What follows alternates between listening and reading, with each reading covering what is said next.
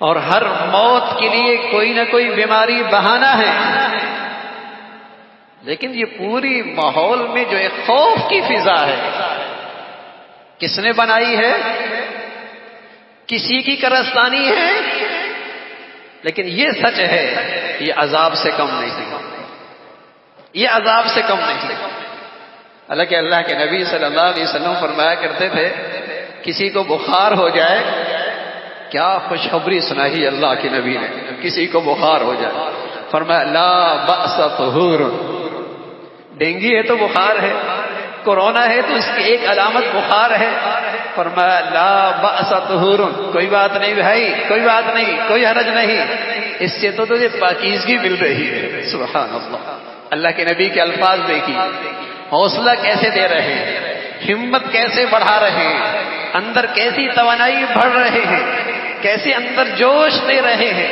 لا بأس طہور، اسے اچھوت نہ سمجھنا، اس بیماری کو حقیر نہ سمجھنا، یہ کوئی رسوا کن بیماری نہیں ہے، یہ کوئی رسوا کن بیماری نہیں ہے، ایمان والے کے لیے لا بأس طہور، کوئی بات نہیں، اس سے تو اس کی پاکیزہ زندگی میں اور اضافہ ہو، اللہ اس کے ظاہر اور باطن کو صاف کر رہا ہے۔ یہ کوئی بیمار اچھوت نہیں ہے، یہ بیماری کوئی رسوا کن نہیں ہے، یہ کوئی بیماری کوئی ذلت کی چیز نہیں ہے، لیکن فضا میں عرض کر رہا ہوں کون سے ذرائع استعمال ہوئے ہیں، یہ فضا کس نے بنائی ہے، ہم اس حد تک کیسے پہنچے ہیں؟ تو ایک بات یقینی ہے، یہ سب خدا فراموشی کی سزا ہے، یہ سب خدا فراموشی کی سزا ہے۔ بیماری مسلمان کے لیے زحمت نہیں، رحمت ہے۔ بخار، اللہ کے نبی، اب کسی گھر میں بخار ہو جائے سب کے ہاتھ پاؤں پھول جاتے، ابا سے بیٹا نہیں ملتا، بیٹے سے باپ نہیں ملتا، بیوی سے شوہر نہیں ملتا، اس بیچارے کو ذہنی مریض بنا دیا جاتا ہے، اچھوت بنا دیا جاتا ہے، اور سمجھتے ہیں بڑے پڑھے لکھے ہیں، بڑے ہوشیار ہیں، بڑی احتیاط کر رہے ہیں، اس کے ساتھ دشمنی کر رہے ہیں، اسے ذہنی مریض بنا رہے ہیں۔ تو حوصلے کا وقت ہے، احتیاط کریں، لیکن وہ ایک حد تک اچھوت نہ بنائیں، اسے مصیبت اور اذیت نہ دیں۔ لیکن میں عرض کر رہا ہوں ان آزمائشوں میں اور اس قسم کی وباؤں میں اور اس خوف کی زندگی میں اگر سنجیدگی ہوتی، اگر مسلمان اس کو اہمیت دیتا تو اللہ کی طرف رجوع کر، توبہ اور استغفار کر۔ پیغمبروں کا شیوا یہ ہے، ولیوں کا شیوا یہ ہے، اہل ایمان کے ایمان کا تقاضا یہ ہے کہ وہ اپنے اللہ کو مناتے۔ کیا سود چھوڑ دیا؟ کیا فحاشی اور یعنی ختم ہو گئی؟ پہلے مسجدوں میں کچھ نمازی فجر میں آیا کرتے تھے، وہ بھی غائب ہو گئے، لا حول ولا قوت الا باللہ، اور اللہ کے عذاب کو دعوت دے رہے ہیں۔ خوف کی فضا کیوں نہ بنے اور اس مصیبت میں اضافہ کیوں نہ ہو؟ اللہ کی طرف رجوع ہی نہیں۔ تو ایک وظیفہ ہے جس پر اللہ کا وعدہ ہے، اللہ کا وعدہ ہے، یہ وہ وظیفہ ہے، یہ وہ دعا ہے، یہ وہ استغفار ہے جس سے ایمان والے اس کرب سے نکل سکتے ہیں، اس مصیبت سے نجات پا سکتے ہیں۔ اللہ کی طرف سے یہ پیغام ہے اہل ایمان کے لیے، وَكَذَلِكَ نُنْجِي الْمُؤْمِنِينَ، میں ایمان والوں کو اس مصیبت سے نجات دوں، اللہ کہہ رہا ہے میں نجات دوں گا، بشرطیہ کہ ایمان ہو، بشرطیہ کہ ایمان ہو، بشرطیہ کہ ایمان ہو۔ اور ایمان کا تقاضا کیا ہے؟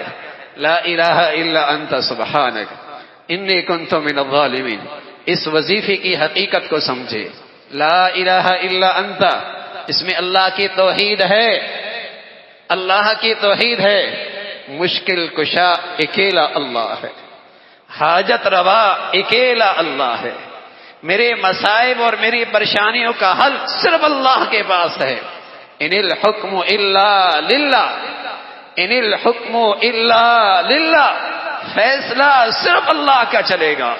الا لہ الحکم، جب وہ اللہ چاہ لے، جب وہ اللہ چاہ لے، صحت چاہ لے، کون بیمار کر سکتا ہے؟ اور اس کی حکمت میں میرے لیے بیماری لکھی ہے. ارے میاں ساری احتیاطیں کر لے تو قلعوں میں محفوظ کر لے، نہیں بچ سکتا. حوصلہ رکھ، آئی کس کی طرف سے ہے؟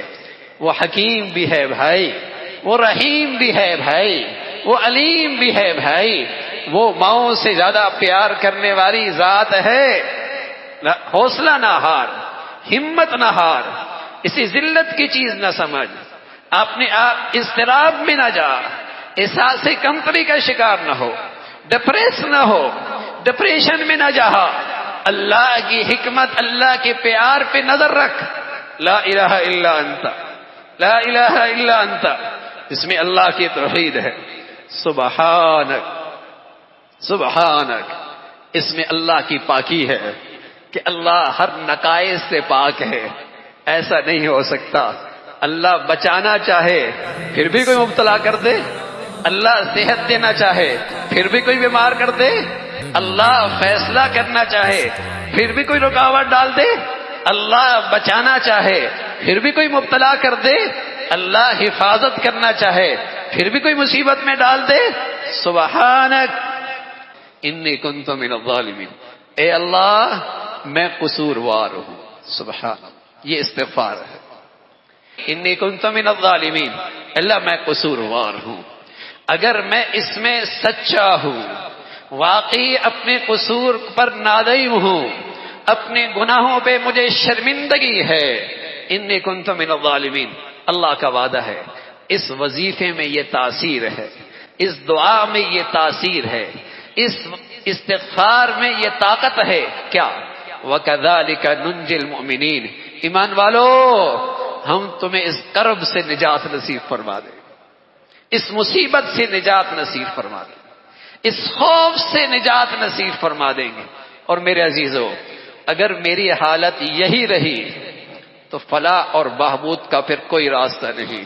اللہ کا اعلان ہے، ان اللہ لا یہدی القوم الفاسقین، ان اللہ لا یہدی القوم الفاسقین. فسق و فجور کی زندگیاں کرنے والوں کی ہر تدبیر الٹی ہو جایا کرتی ہے. اپنے قصوروں پہ سچی معافی ہو، رجوع الی اللہ کی فضا بنائی جائے، اللہ کی طرف. یہ ان وباؤں میں، اللہ کی طرف سے ان تازیانوں میں یہ سنجیدگی کا مظاہرہ ہے، یہ سنجیدگی کا مظاہرہ ہے کہ واقعی ان چیزوں کو ہم اہمیت دے رہے ہیں اور اللہ کی طرف رجوع کر رہے ہیں. پھر اللہ کا اعلان ہے، وَكَذَلِكَ نُنْجِي الْمُؤْمِنِينَ، میں ایمان والوں کو اس کرب سے اور اس مصیبت سے، اس آزمائش سے اور اس خوف کی فضا سے نجات دوں گا، نجات دوں گا. اللہ نجات دے دے پھر کون خوف زدہ کر سکتا ہے؟ پھر کون خوف زدہ کر سکتا ہے؟ اللہ رب العزت بھائی ہمیں اس کا اہتمام نصیب فرما دے اور صدق اور اخلاص کے ساتھ اس کلمات کا ورد نصیب فرمائے.